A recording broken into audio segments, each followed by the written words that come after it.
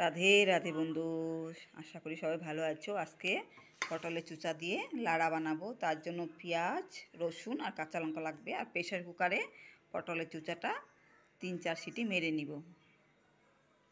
এখন গ্রাইন্ডারে রসুন, পেঁয়াজ, কাঁচা লঙ্কাটা পিষে নিব। পটলের চুচাটা প্রেসার কুকারে 3-4 সিটি মেরেছি, এটা নরম হয়ে গেছে। দেখো নরম হয়ে গেছে। এখন গ্রাইন্ডারে পিষে নিব। গ্রাইন্ডারে পটলের চুচাটা ভালো করে মিহি করে পিষে নিয়েছি। এটা মিহি করে পিষতে লাগবে, এটা দানা দানা থাকলে হবে না।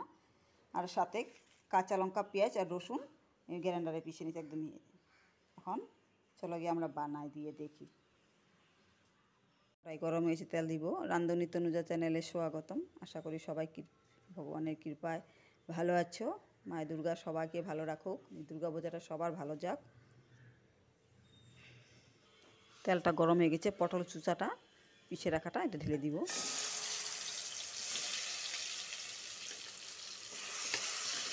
ভালো করে লাড়াচাড়া করে নিব একটু।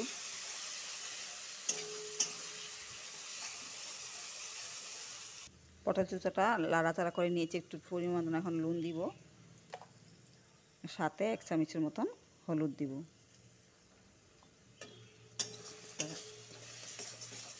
ভালো করে ভেজে নিব।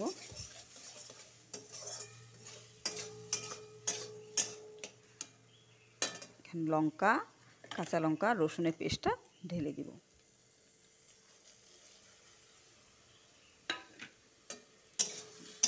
ভালো করে ভেজে নিব। যতক্ষণ তুরি জলটা না শুকাবে ততক্ষণ ভেজে নিতে হবে।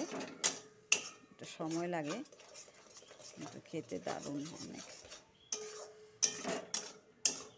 পটলের থেকে তো পটলের চুচার রেসিপিটাই খেতে ভালো। এটা একদম ভেজে ভেজে তেল যতক্ষণ তুরি নেই বেরোবে ততক্ষণ তুরি লাগতে থাকতে লাগবে।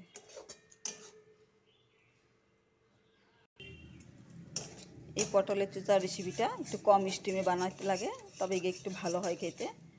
ভালো করে ভাজা ভাজা করতে হবে, একদম কম স্টিম দিয়ে।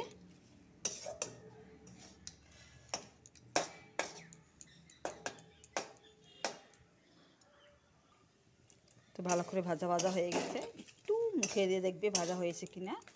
সুন্দর ভাজা হয়ে গেছে। এই দেখো জলের ভাব কিছু নেই, তেল তেল ভাব এসে বসছে। এখন নামাবো।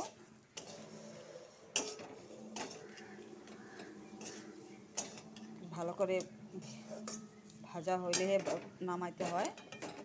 সুন্দর ভাজা হয়ে গেছে, খেতে কিন্তু অপূর্ব লাগে, অনেক টেস্টি লাগে। একটু দিয়েই গরম গরম ভাত দিয়ে একদম জমে যায়।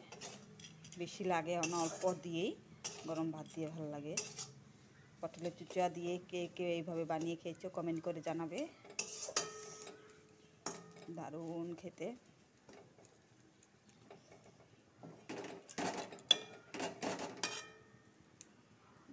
নামাবো।